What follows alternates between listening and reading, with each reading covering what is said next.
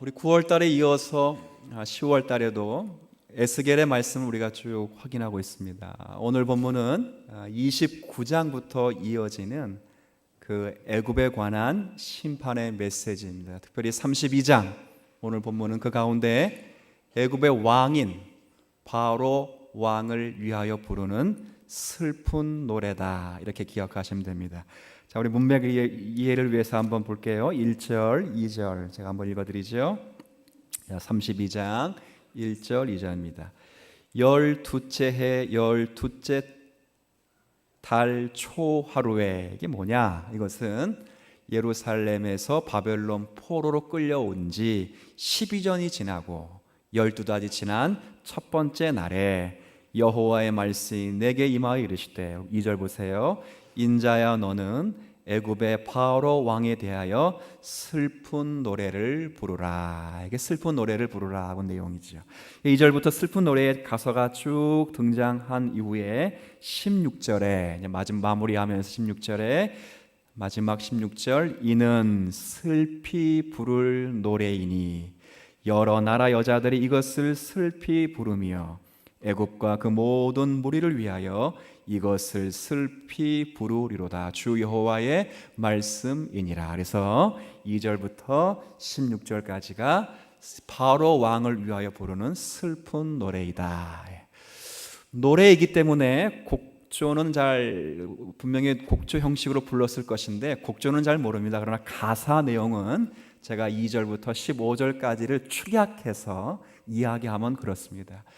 나일강에 악어 한 마리가 살고 있는데 이 악어 한 마리가 얼마나 교만하고 얼마나 힘이 세는지 그 강이 자기 것인 양 생각해서 꼬리를 뒤흔들어서 나일강이 온통 물이 오염되고 흙탕물로 변해 있었습니다. 그러니 하나님이 이것을 유심히 보시고 저 나일강을 깨끗하게 하기 위해서 나일강을 바짝 말린 다음에 그 나일강을 자기 더럽히는 악어를 그물로 잡아 올려 죽인 다음에 죽은 시체를 먹는 짐승과 새들에게 던져버릴 것이다. 이게 가사의 내용이에요.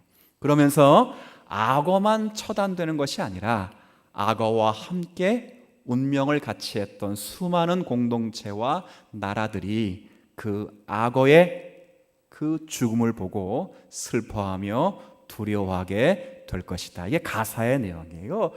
어렵진 않죠. 근데 어렵진 않지만 이 가사의 내용에 등장하는 이 악어가 누구를 가리키는 표현일까? 그것만 알고 갑시다. 누구를 가리키는 표현이겠어? 당연히 말 안 하기로 작정하셨는지 모르겠습니다만 오늘 제가 누구를 위한 슬픈 노래라고 했어요? 애굽의 왕, 이집트의 왕인 바로를 위한 슬픈 노래니까 그 악어는 누구를 가리키는 거냐면 바로 왕을 가리키는 표현입니다. 2절부터 15절까지 제가 간략하게 요약했지만 길게 언급된 것은 그 멸망이 엄중하다는 것을 반복하고 있기 때문에, 그리고 그 심판을 하시는 분이 하나님이시기 때문에 주체를 가르치기 위해서 길게 서술될 뿐이고, 제가 말씀드린 핵심은 바로 그와 같은 가사의 내용을 간직해서 결국은 바로 왕이 멸망하게 될 것이다, 이렇게 슬피 부르는 노래가 되지요. 오늘 제가 오늘 이 말씀 속에서 하나 여러분과 함께 심각하게 고민하고 나누어야 될 내용이 왜 애굽이 하나님 앞에 심판을 받으며 멸망을 받는가. 그래서 오늘 말씀을 통해서 애굽이 심판을 받는 주요 원인이 무엇으로 등장하고 있으며 그 문제가 신앙 자세에 어떤 결과를 초래하기 때문에 하나님이 그렇게 심각하게 다루고 계시는가를 살피면서 오늘 하나님이 여러분에게 제게 주신 하나님 말씀을 조금 확인받도록 하겠습니다. 자, 이제 노래란 것도 알고 노래의 가사도 대략적인 것을 압니다. 근데 중요한 건 그 애굽을 망하게 하시는 분이 하나님이신데, 하나님은 지난주 암몬을 살펴보았듯이 이유 없이 한 나라를 패망케 하시는 분이 아니십니다. 그래서 애굽이 과연 무엇 때문에 멸망을 당하는가? 자, 애굽이 무엇 때문에 멸망을 당할까요? 예. 자, 한번 다 같이 따라합시다. 성경을 읽읍시다. 제 애굽은 29장부터 줄곧 나오는 얘기입니다. 32장 처음 나오는 게 아니라 29장부터 줄곧 각 장마다 죄목으로 언급되는 두 글자, 교만입니다. 교만. 과연 이 12절 먼저 한번 볼까요? 12절에. 자, 12절 보세요. 32장 12절. 제가 11절, 12절을 함께 읽어드립니다. 11절부터 주 여호와께서 이같이 말씀하셨느니라. 내가 애굽을 바벨론 왕의 칼로 인해서 그들을 무너뜨릴 것이다. 그런 뜻이에요. 12절에 나는 내 무리가, 그러니까 애굽 사람들이 용사 곧 모든 나라의 무서운 자들의 칼에 엎드려지게 할 것이며, 그러니까 애굽이 바벨론에 의해서 멸망을 당하게 할 것이라. 왜 그렇게 하시는가? 그들이 애굽에 무엇을 패한다고요? 교만을 패하며 그 모든 무리를 멸할 것이다, 이거죠. 그래서 애굽에 교만을 가장 큰 죄목으로 등장시켜 애굽을 멸망시키면서 이스라엘 백성들에게 교훈하신 내용이기 때문에 이 애굽 바로 왕이 갖는 교만이 어떤 성격을 갖고 있는가를 확인하셔야 됩니다. 그래서 이 확인은 바로 앞부분에 나와 있습니다. 이게 애굽이 29장부터 심판 선언을 듣는다고 했는데 29장을 한번 가보시죠. 자, 29장에 자, 똑같이 32장처럼 바로 왕을 나일강의 악어로 비유해서 이렇게 3절에 이렇게 표현합니다. 29장 3절. 너는 말하여 이르기를 주 여호와께서 이같이 말씀하시되 애굽의 바로 왕이여 내가 너를 대적하노라. 너는 자기의 강들 가운데 누운 큰 악어라. 32장과 똑같은 비유죠. 자, 한번 같이 읽습니다. 시작. 스스로 이르기를 나는 나의 이 강은 내 것이라. 내가 나를 위하여 만들었다 하는도다. 반복됩니다. 9절. 자, 9절 앞부분은 제가 읽고 뒷부분 여러분이 읽습니다. 9절. 애굽 땅이 사막과 황무지가 되리니 내가 여호와인 줄을 그들이 알리라. 읽어주십시오. 자, 이 악어가 나일강을 휘젓고 다니면서 천적이 없다 보니까 이 강이 지금 누구 거라고 소유를 주장하고 있는 거냐면 자기 거라고 생각을 한 것입니다. 근데 문제는 자기 것이라고 생각하는 것까지는 어느 정도는 봐주겠는데 이 애굽에 흐르는 나일 강이 그 다음 표현을 잘 보시오. 내 것이라가 중요한 것이 아니라 내가 나를 위하여 만들었다라고 말하기 때문에 이 바로 왕은 사실 자기의 지위를 누구에까지 올려둔 것이냐면 창조주 되시는 하나님의 지위까지 올려놓은 것이 그의 교만으로 지적되고 있는 것입니다. 여러분 한번 생각해 보십시오. 내가 나를 위하여 만들었다라고 말하실 수 있는 유일한 분은 사실 누구밖에 없냐면 여호와 하나님밖에 없습니다. 우리가 이사야 성경 43장을 잘 아시듯이 내가 너희를 나를 위하여 만들었나니 이는 나를 찬송하기 위함이라. 이렇게 되어 있어. 하나님은 하나님이 자신을 위하여 만드시고 창조하시지 어떤 피조물도 그 창조자의 영광을 찬탈할 수 없음이 오늘 죄목으로 가장 중요하게 등장되는 것입니다. 그래서 애굽이 바로 왕이 더 이상 그 나일강을 만든 여호와 하나님을 의지하지 않게 되는 죄의 몫을 지금 고발하는 거죠. 교만이라는 건 다른 게 아닙니다. 교만은 말이 뻣뻣하고 교계가 뻣뻣한 도덕성에 부덕한 어떤 덕목의 한 부분이 아니라 하나님의 필요를 거절하는 모든 것이 사실은 뭐라고요? 교만입니다.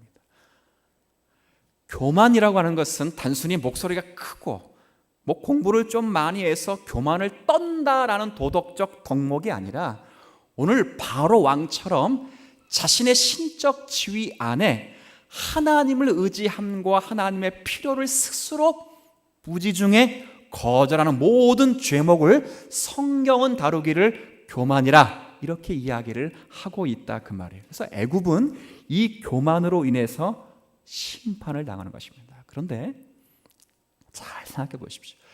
이 애굽이 심판을 당한다가 넉 장에 걸쳐 나오는데 이 넉 장에 걸친 애굽의 심판의 메시지를 사실은 애굽 사람이 듣는 것이 아닙니다. 애굽 사람은 이 소식을 듣지도 못하고 이 소식을 듣는 유일한 대상은 애굽을 의지했던 이스라엘 백성들이 듣는 것입니다. 왜 들어요? 이 애굽이 교만으로 멸망당하지만 사실은 이 교만이 애굽만이 가지고 있는 교만이 아니라 바로 너희들이 가지고 있는 교만이라 이걸 말하는 거예요. 제가 조금 전에 교만이 하나님의 필요를 뭐하는 거라서 제가 지금 거잖아요. 애굽이 바로 왕이 큰 악을 해서 나일강에 더 이상 천적이 없기 때문에 스스로 자신을 창조주의 위치까지 올려놓은 것이 그들의 죄목이었다면 이스라엘의 교만은 다른 것이 아니라 하나님이 낮출 대로 낮추어 두었는데 더 이상 낮출 수도 없는 그 자리에서도 하나님의 필요를 거절하고 그 자리에서 눈에 크게 보이는 애굽을 의지했던 저들의 죄를 무엇으로 지적하고 있다고요? 교만으로 지적하고 있다 그 말이에요. 그러니까 이것은 애굽을 꾸짖는 것이 아니라 사실 애굽을 등장시켜 교회를 꾸짖는 것이고 하나님의 백성들을 꾸짖고 있는 것이다 그 말입니다. 제가 왜 이런 정황을 여러분에게 말씀을 드리냐면 사실 이 내용은 이 말씀을 놓고 다시 에스겔 오늘 32장의 내용을 가보면 이스라엘 나라는 사실은 세동강이 나 있는 상태입니다. 북쪽 이스라엘은 이미 멸망을 당해서 온 세계에 흩어져 있는 그런 민족으로 존재하고 있고 이 남아있는 남쪽 이 유다는 이 바벨론이라는 나라에 의해서 침략을 받아서 일부는 예루살렘에 남아있고 일부는 바벨론 포로로 끌려가 있는, 그래서 나라가 세동강이 나 있는 그런 상황이에요. 근데 나라가 끌려간 지도 이미 우리가 읽었듯이 12년이 지나고 그리고 29장부터 보내면 10년 이상이 지났는데도 더 이상 그 나라가 회복될 길이 보이지 않고 하나님도 우리의 소원과 우리의 필요를 충족시킬 수 없다고 생각해서 하나님을 끊어버리고 이 세상에서 가장 강대국이라 불리는 애굽을 의지해서 다시 고국으로 돌아가려고 했던 움직임들이 있을 때 그 찰나에 하나님이 지금 애굽을 심판하고 계시는 것은 애굽의 죄악을 꾸짖기 위함을 넘어 하나님의 백성들이 하나님을 의지하지 않고 있음을 애굽의 죄목으로 꾸짖고 있는 그런 내용이라는 것을 여러분이 염두하실 필요가 있습니다. 결국은 이스라엘 백성들에게 말하는 것이 아니라는 거예요. 너희들이 애굽을 의지하는 것은 안 된다.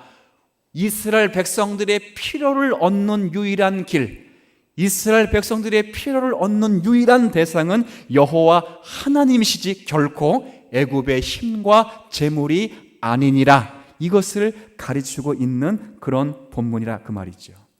하나님은요, 오늘 말씀을 통해서 백성들에게 가르치고 싶은 주요한 내용은 온 천하 만물의 주인이 되시고 그 천하 만물에 존재하시는 모든 생명의 공급자가 되시며 유지자가 되시며 그 생명을 가치 있고 의미 있게 만드시는 유일하신 분으로 오늘 우리에게 자신을 계시해 주고 있는 것입니다. 여기에 이스라엘 백성들이 애굽이 아닌 하나님을 의지할 이유가 충분히 있다는 것을 가르치는 거예요. 하나님을 떠나서는 스스로 무엇을 만들어낼 수 있는 존재가 없느니라. 딱 목을 받는, 못을 박아두시는 거죠. 누구를 멸망시키면서? 애굽을 멸망시키면서. 봐라, 애굽의 저 바로 왕이 자기가 의지하는 그 나일 강을 자신을 위하여 만들었다 하고 자기 것으로 소유하고 있을지라도 하나님이 그 나일강을 말려버리시니 그 악어가 잡히는 것을 너희들이 보지 않았느냐. 결코 세상 것으로 의지를 삼으면 온전한 것이 없기에 이스라엘 백성들아, 나로 힘을 삼고 나를 의지하며 나에게만 생명과 기쁨과 은혜와 거룩히 있음을 명심하라. 이 이야기를 오늘 들려주고 있는 그 이야기라 그 말이죠. 제가 이제 이 말씀을 이쯤 되면 아마 문맥 자체는 이해가 됐을 것이라, 이해가 돼서 제가 이 말씀을 여러분 앞에 드리를 원하는 것은, 더 이상 물론 이스라엘 백성에게 입장에서는 더 이상 애굽을 의지하지 말고 하나님을 의지하라는 그런 말씀이 되시는 내용이죠. 왜냐하면 하나님은 애굽보다 강하시고 애굽을 처단하는 바벨론보다 훨씬 강하신 분이기 때문에 하나님을 의지하라는 것 이상으로 이제 이 말씀은 영적 이스라엘 백성된 저와 여러분이 반드시 듣고 귀로 삼아야 될, 말씀으로 삼아야 될 본분이 아닐까 그런 생각이 듭니다. 우리도요, 이 땅을 살아가면서 우리가 지난 에스겔 29장까지 쭉 읽으면서 이스라엘 백성들이 수없이 많은 어려움을 겪는다는 것을 잘 알고 있습니다. 이 땅 가운데 성도가 살면서 우리 또한 이 세상을 살아갈 때 수많은 고비와 어려움들을 겪으며 이 땅 가운데 살아가곤 합니다. 때론 그 어려움 속에서는 앞이 깜깜해서 보일 것 같지 않은 희미한 공간으로 우리가 인도함을 받을 때도 있고, 숨이 턱 막히는 그런 절체절명의 위기의 순간을 맞기도 합니다. 그럴 때 우리가 오늘 이 말씀을 통해 확인받아야 될 것은, 우리 또한 하나님을 의지하기를 주님이 원하시기 때문에 오늘 이 말씀을 여러분에게, 저에게 들려주시는 말씀이라, 이렇게 이해를 하시면 되는 겁니다. 아무리 어려운 일이 있어도 하나님 앞에 기도하고 하나님 앞에 맡기면 놀랍게도 이상하게 길이 보이고 길이 열리고 역사하시는 하나님의 은혜를 우리가 누릴 수 있습니다. 어떤 고난과 역경 속에 와서 더 이상 갈 곳이 없어 나는 이 사람 의지하고 저것 의지하고 이것 의지하는데 그거 다 내려놓고 그 절체절명의 위기 속에 하나님 한 분 붙잡고 하나님께서 역사하시고 성령이 역사하시면 메마른 광야가, 그 메마른 사막이 오아시스가 되고 옥토같이 변하는 성령의 역사가 있다는 것을 오늘 에스겔 32장을 통해 우리에게 보여주는 줄 믿습니다. 오늘 이 말씀을 하는 것입니다. 왜 제가 애굽의 이야기를 하겠습니까? 왜 제가 이스라엘 이야기를 하겠습니까? 왜 수천 년이 지난 이야기를 왜 다시 제가 꺼내야 되겠습니까? 이스라엘 책망하시는 그 하나님이 어쩌면 오늘 이 말씀을 통하여 우리를 책망하시는 것이 아닐까 그 말이죠. 하나님을 믿고 의지하며 전에 능히 감당할 수 없었던 그 일도 하나님이 주시는 그 힘으로 인하여 능히 감당할 수 있게 되는 것이라 그 말이에요. 사도 바울이 뭐라 말하죠? 빌립보서 4장 그 후반의 말씀 보면 참 중요한 말씀을 해요.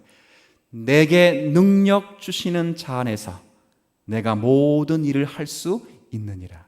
사실 이 모든 일은 사도 바울은 할 수 없었습니다. 그런데 사도 바울이 그 모든 일을 할 수 있는 유일한 이유는 그가 똑똑하고 그가 율법에 열심히 있고 많은 사람들의 촉망받는 청년이기 때문에 그 일을 할 수 있는 것이 아니라 내게 능력 주시는 자 안에 있기 때문에 가능한 것이라 그 말입니다.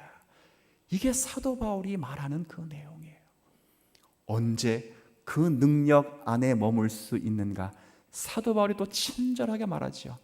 내가 약할 그때가 가장, 그렇죠. 언제 능력을 받을 수 있는가? 약할 그때가 가장 강하다는 거예요. 이게 오늘 성경이 이스라엘 백성들에게 가르치는 겁니다. 야, 그래, 너희들의 죄로 인해 너희들이 낮아질 대로 낮아졌다. 더 이상 낮아질 수 없는 자리에까지 낮아졌다. 얼마나 낮아졌는가? 전쟁의 신이요 창조해 주시오 구속해 주시오 섭리해 주신 내 여호와 하나님의 이름조차도 명예에 심각한 손상이 될 자리에까지 너희들이 낮아진 줄 안다. 그러나 이렇게 낮아질 그때에 세상 것을 의지하지 말고 하나님을 붙잡아라. 그러면 너희들이 그때 강하게 될 것이고 회복되게 될 것이며 하나님 비로소 너희들과 함께 일하게 될 것이다. 그 이야기를 오늘 하는 거예요. 오늘의 말씀은 오늘 그래서 우리에게 필요한 말씀이라 봅니다. 제가 지난주에 한 어떤 성도님이 제 아내에게 영화 하나를 추천했어요. 저보고 보라 그래서 영화를 하나 봤는데 제가 영화 좀 이야기를 좀 하려고 합니다. 감동을 받은 것도 있고 해서 영화 이야기를 할 텐데, 그 영화에는 누가 주인공이냐면 부동산 중개업을 하는 여자가 주인공이에요. 그런데 이 여자는 잘 사는 집의 여성입니다. 그런데 이 여자의 유일한 근심과 걱정이 뭐냐면 무심한 남편으로 인해서 결혼 생활이 지속될 수 없을 것 같은 위기로 인하여 이 여자 주인공은 숨이 턱턱 막히는 위기를 겪고 있습니다. 그러던 중에 여성이 직업이 아까 제가 부동산 중개업이라고 했어요. 부동산 중개업을 하니까 많은 사람들 만나고 다닐 거 아니에요. 또 집을 매매하기 위하여 한 집을 이렇게 들어가는데 그 집 주인이 홀로 사는 할머니이신데 그 할머니가 오래전에 전쟁통에 남편과 사별하고 홀로 아들을 잘 키우는 할머니예요. 근데 그 할머니가 이제 건강이 쇠약해지시니까 아들의 집에 들어가기 위해서 집을 내놓은 것입니다. 여자 주인공이 집을 열심히 보면서 할머니가 이 집에서 내가 제일 아끼는 공간이 세 군데가 있다 그래요. 첫 번째 공간, 두 번째 공간 화려하게 잘 소개했어요. 마지막 제일 아끼는 공간이 얼마나 궁금하겠어요. 궁금한데 이 여자 할머니가 단번에 이야기해 주지 않고 내일 다시 와서 그때 다시 오면 알려주겠다 하고 이게 약간의 뜸을 들여요. 이 여자 주인공이 얼마나 궁금할까. 그러면서 이런저런 얘기하면서 자기 남편 이야기, 자식 걱정하면서 그 할머니가 대화를 쭉 나눠요. 그러다 그 다음 날이 됐습니다. 다음 날이 돼서 그 할머니가 이 부동산 여자 주인공에게 자기가 가장 아끼는 방을 하나 소개해 주는데 그 방의 이름이 영화 제목에 워룸. 직역을 하면 전쟁실이 가장 아끼는 방이 뭐 하는 방이라고요? 싸우는 방이었어. 그 여인이 깜짝 놀라서 문을 확 열고 들어가니까 정말 기도 제목들이 전쟁이나 그렇게 이게 싸우는 게 아니고 기도죠. 기도 제목들이 붙어 있고 거기서 기도했던 흔적들이 있어요. 할머니가 그 여인에게 말합니다. 나는 이곳에서 날마다 영적 전쟁을 합니다. 자기를 의지하지 않고 나의 모든 필요를 채워주시는 하나님만을 의지하는 싸움을 나는 매일 항상 이 자리에서 합니다. 그러면서 말하죠. 남편과 괜한 싸움하지 말고 하나님을 붙드시는 싸움을 하십시오. 하나님이 일하실 수 있도록 하나님께 남편을 내어드리십시오. 당신은 남편을 행복하게 해줄 수 있는 이유와 자격이 없습니다. 당신은 실력이 없습니다. 오직 남편과 가정을 지키실 수 있는 분은 하나님밖에 없습니다. 기도하십시오. 아멘까지 하시네요. 영화 이야기 하는데 좋습니다. 기도를 하라고 했어요. 여인이 마지막 그잖아요. 가정의 위기를 만났으니까 마지막으로 좋다. 나도 기도해 봐야지. 근데요, 이 여자 주인공 가정이 교회를 얼마만큼 다니는가? 가문에 콩나듯이 다녀요. 그러니까 기도를 잘 했을까 안 했을까요? 안 하죠. 문화적인 미국 영화니까 문화적인 방식으로 기도를 많이 진솔하게 안 해본 겁니다. 그래서 워룸을 만들어 놓고 기도 제목처럼 기도를 막 하는데 안 되지요. 짜증나고 졸렵고 피곤하고 신경질 나고 하면 안 돼요. 하나님이 오랜 기간 동안 수없이 오랜 날들을 기도할 때 역사하시니까 그 마음에 눈물이 회복되고 하나님과 교제의 끈을 놓지 않고 은혜를 받으니까 남편이 먼저 변할까요? 여자가 먼저 변할까요? 여자가 바뀌어서 남편에게 콧말을 하고 하나님이 시시적절하게 남편이 하는 모든 일들을 맡기도 하시고 인도하셔서 결국 하나님의 은혜 가운데 그 가정이 회복되는 해피엔딩으로 끝나는 영화예요. 물론 그 영화에는 소위 신비주의라고 하는 요소가 곳곳에 노출되어 있다는 건 제가 부인하지 않습니다. 그러나 제가 하나 신비롭고 정말 가슴 뜨겁게 감동 있게 받은 내용은 뭐냐면, 나도 상식과 이성과 내 실력으로 하나님이 싸우시고 하나님이 하셔야 되는 그 일을 내가 맡고 있는 것은 아닐까 하는 생각을 그때 절실하게 했어요. 오늘 우리에게 필요한 것이 그겁니다. 이스라엘 죄목이 뭐라고요? 교만입니다. 무슨 교만입니까? 하나님을 의지하지 못하고 하나님의 필요를 거절한 그 죄를 애굽에 빗대어 지금 꾸짖고 계십니다. 우린 너무 상식적이고 의식적이고 그리고 습관적이며 너무 나의 필요라고 해서 하나님을 의지하지 못하는 그런 부지 중에 그런 죄를 죄고 짓고 있는 것은 아닐까? 오늘 이 말씀을 통해 확인받으셔야 됩니다. 하나님은요, 제가 책을 읽다가 참 감동적인 구절을 하나를 읽은 적이 있는데, 그게 무슨 말이냐면 이런 구절이 있어요. 어떤 목사님이 글을 쓰시다가 하나님께서는 사랑하는 사람에게 모든 것을 주시지 않습니다. 전 그 표현이 그냥 너무 상식적인 것인데, 제가 지금 교회의 정황과 우리 자신의 삶의 정황 속에서 그 표현이 너무 절실하게 다가왔어요. 이게 뭐냐면, 하나님은 모든 사랑하는 자들에게 가시 하나씩을 싹 못 박아 주셔서 그 가시 때문에 울게 하시고 기도하게 하시고 매달리게 하신다는 거예요. 마치 누구를 보는 것과 같냐면, 예수님께서 사도 바울에게 뭘 박아두셨지요? 사탄의 가시를 딱 박아두셔서 그 사탄의 가시 때문에 사도 바울이 늘 울게 하시고 늘 메어 달리게 하셔서 결국 약할 그때가 가장 강함이라고 해서 하나님만을 의지할 수밖에 없도록 하시는 그 놀라운 섭리가 바로 우리가 믿는 하나님이 아니실까, 그런 생각을 했어요. 영국의 19세기에 가장 유럽에서 가장 왕성하게 목회 활동을 하시고 가장 유명한 설교가를 꼽으라면 사실 누구나 다 스펄전 목사님을 꼽습니다. 이 스펄전 목사님이 영국 런던 교회에 19살의 담임 목사가 돼요. 저는 38살에 됐는데 저보다 20년 빠르게 19살에 영국 런던의 담임 목사가 됐습니다. 그 이름이 유명한 교회인데 그 교회가 다 무너졌던 그 교회에 하나님 말씀과 기도를 통하여 10,000명이 넘는 성도가 부흥하게 됩니다. 여러분, 이거 10,000명이요, 한국교회에서 아무것도 아니지만 그 당시는 로컬 처치였어요. 그 지역민들만이 올 수 있는 그런 교회들이 각각 있기 때문에 10,000명이었다는 그 지역 모든 사람이 거의 다 왔다는 거예요. 근데 이분에게 가장 큰 아킬레스건이 하나 있는데, 가장 큰 아킬레스건이 뭐냐? 19살이니까 어디를 안 나왔을 것 같아요? 대학을 안 나온 겁니다. 대학을. 스펄전 목사님은 그렇게 유명한 설교가이고 복음 증거 운동자이지만 대학을 나오지 못했습니다.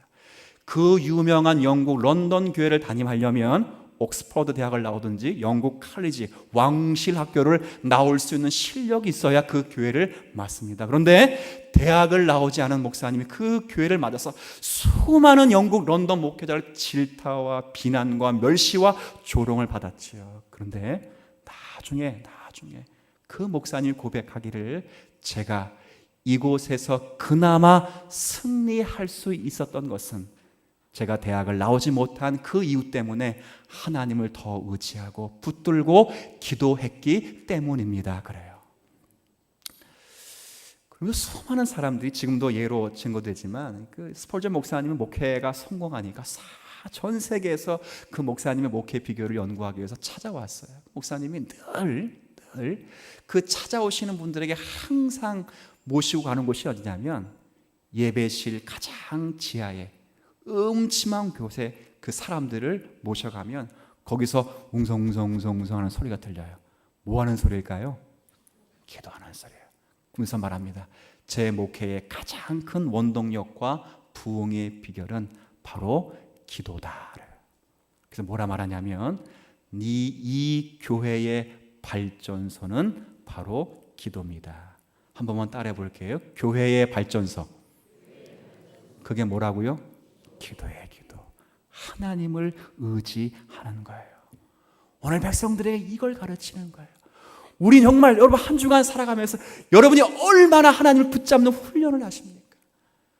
우리의 상식, 우리의 관습, 보편적인 반복되는 그 일, 그리고 나의 지식, 내가 가지고 있는 재력, 굳이 중요한 자기도 그걸 의지해서 상식적으로 하나님의 의지하는 훈련을 배제하고 있지는 않습니까? 그러지 마십시오. 하나님은 우리의 모든 존재의 필요를 채우실 수 있는 유일한 분이시며 저와 여러분의 생명을 유지하시며 공급하시며 가치 있게 하시고 의미 있게 하시는 유일하신 하나님이신 줄 믿으시길 바랍니다. 오늘 이 본문을 이야기하는 것입니다. 제가 성경 하나 읽고 이 말씀을 조금 더 조명하고 말씀을 마무리하죠. 신명기 8장을 한번 좀 가보십시오. 아주 재밌는 말씀인데요. 신명기 8장.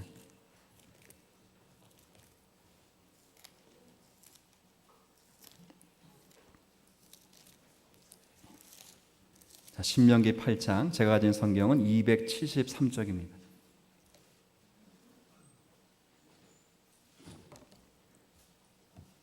신명기 8장 273쪽 1절부터 3절까지 자, 여러분과 제가 함께 읽겠습니다. 신명기 8장 1절부터 3절. 같이 읽어주세요. 시작. 내가 오늘 명하는 모든 명령을 너희는 지켜 행하라. 그리하면 너희가 살고 번성하고 여호와께서 너희의 조상들에게 맹세하신 땅에 들어가서 그것을 차지하리라. 내 하나님 여호와께서 이 40년 동안에 내게 광야 길을 걷게 하신 것을 기억하라. 이는 너를 낮추시며 너를 시험하사 내 마음이 어떠한지 그 명령을 지키는지 지키지 않는지 알려 하심이라. 너를 낮추시며 너를 줄이게 하시며 또 너도 알지 못하며 내 조상들도 알지 못하던 만나를 내게 먹이신 것은 사람이 떡으로만 사는 것이 아니요 여호와 입에서 나오는 모든 말씀으로 사는 줄을 내가 알게 하려 하심이라. 여기도 교만을 낮추겠다 이런 말씀이 있습니다. 자, 이 말씀의 내용은 뭐냐면 저를 보십시오. 제가 설명을 드리겠습니다. 이스라엘 백성들이 출애굽해서 홍해를 갈랐습니다. 그리고 광야에 딱 나오니까 불평을 해요. 불평. 왜 불평을 하냐면 배가 고파서 불평을 한 것입니다. 근데 단순히 배가 고파 죽겠습니다 라는 불평이 아니라 하나님의 이 책망의 말씀은 저들의 불평의 내용이 뭐냐면 배가 고파서 죄밖에는 안 짓습니다. 이걸 지금 원망하고 있는 이스라엘 백성들이 배고파 죽겠습니다 이 불평이 아니라 배가 고프니까 뭐밖에 안 짓는다고요? 죄밖에 안 짓습니다 라고 불평을 했다 그 말입니다. 그래서 하나님이 뭐라고 답을 하시냐면 그래? 배가 고파서 죄를 지어? 그럼 내가 한 번만 저급한 용어를 쓸게요. 배를 터지게 만들 테니 죄를 짓는지 안 짓는지 보라고 주신 게 뭐라고요? 만납니다. 아시겠어요? 죄밖에는 안 짓습니다. 배가 고픈 일에서 하나님이 그래 그럼 배가 부르면 죄를 짓나 안 짓는 자 보자고 주신 게 뭐라고요? 40년 동안 배가 부르면서도 이스라엘 백성들은 매번 뭐 만졌어요 또? 이게 됐어요? 그들이 깨닫는 것입니다. 아하, 죄는 밖에서 우리 안에 들어오는 것이 아니라 타락된 인생에게는 이제 우리 안에 스스로 발생되는 것이다. 그래서 사람이 떡으로만 사는 것이 아니라 하나님의 입에서 나는 모든 말씀으로 사는 것이다. 그 말이에요. 무슨 말이에요? 내가 내 필요를 채워서 살아가야 될 존재가 아니라 하나님이 주시는 은혜와 생명과 거룩으로 살아야 될 수 있는 유일한 존재가 이 땅에 있다면 그게 바로 하나님의 백성이라 그 이야기를 하는 거예요. 배가 고프면 죄를 짓고 배가 안 고프면 죄를 안 짓는 인생이 아니라 늘 인생은 배가 고프든 안 고프든 항상 죄 지을 수밖에 없는 존재들이니 너희들은 너희들을 더 이상 의지하지 말고 여호와 입에서 나오는 모든 말씀으로 하나님으로 존재하며 살아라 그 이야기를 하는 거예요. 아멘이십니까? 하나님의 말씀을 붙잡으면 산다는 것입니다. 눈에 크게 보이는 사람과 정황을 의지하면 살 것처럼 보이지만 죽는다는 것입니다. 보이지 않는 하나님의 말씀, 더딜 것 같은 하나님의 약속, 오지 않는 하나님의 은혜처럼 보이는 그 약속의 말씀을 붙잡고 지금도 살아계시고 역사하시는 하나님을 의지한다면 하나님이 주시는 것으로 승리할 수 있다 그 말이죠. 마태복음에 보면 예수님이 참 재밌는 말씀 한 구절 하시는데요. 야, 이 백성들아, 들에 핀 백합화를 보아라. 이 땅에 솔로몬이 가진 모든 영광으로도 이 꽃 하나만 못하도다. 이게 무슨 말이에요? 여러분, 솔로몬이 그냥 중산층이 아니에요. 세계에서 지혜가 가장 많았던 사람이 누구지요? 세상에서 가장 돈이 많았던 사람이 누구예요? 솔로몬이에요. 삼성 이건희 잽도 안 돼. 솔로몬이에요. 세상에서 가장 강력한 나라의 군주가 누구예요? 그가 먹을 때 죽 먹겠어요? 흰죽, 쌀죽 먹겠어요? 가장 좋은 거 먹고 가장 좋은 옷. 저는 가장 좋은 옷은 버버리밖에 몰라가지고 버버리보다 훨씬 좀 그런 거 입고 다니지 않았겠어요? 그런데 그렇게 먹고 그렇게 마시고 입어도 들풀 하나의 영광만도 못하도다. 그렇게 말했어요. 이 무슨 말이에요? 사람이 가지는 모든 영광, 이성, 가치, 생명, 아름다움, 이것으로는 하나님이 한순간에 나게 하시며 자라게 하시는, 그리고 없어지게 하는 그 존재만큼도 가치를 만들어낼 수 없다는 거예요. 오직 하나님이시다, 그 말이지. 오늘 이 말씀을 염두하십시오. 여러분 인생의 고백이 하나님을 가까이함이 내게 복이라. 하늘에선 누가 주밖에 있으리요, 이 땅에는 주밖에 사모할 리 없나이다. 이것이 우리의 고백이 되실 수 있는 오늘의 말씀 되시기를 주님의 이름으로 부탁을 드립니다. 하나님, 애굽의 교만이 아닌 마치 겸손하게 보이면서도 하나님을 의지하지 않는 이스라엘의 교만을 애굽의 교만으로 꾸짖고 계시는 하나님의 말씀을 읽게 되었습니다. 우리도 하나님의 이름을 부르며 신앙생활을 하며 주여 주여를 부르고 있지만 우리 또한 상식과 가치와 문화와 역사 속에서 나도 모르는 사이에 하나님을 의지하지 않는 존재로서 사는지 조심스럽게 점검하게 하여 주옵소서. 주님, 우리는 하나님의 필요로 채워질 존재입니다. 하나님의 가치로 살아야 될 생명입니다. 생명을 보존하시고 유지하시며 그 생명을 가치 있고 의미 있게 하시는 하나님께 우리의 인생을 내어드리는 복 있는 성도가 되게 하여 주옵시고, 그 자리에 우리가 주님을 의지할 때 승리할 수 있음을 믿으며 하나님을 가까이 하는 것이 인생의 복임을 알고 살아가는 모든 성도 되게 하여 주옵소서. 예수님의 이름으로 기도 올립니다.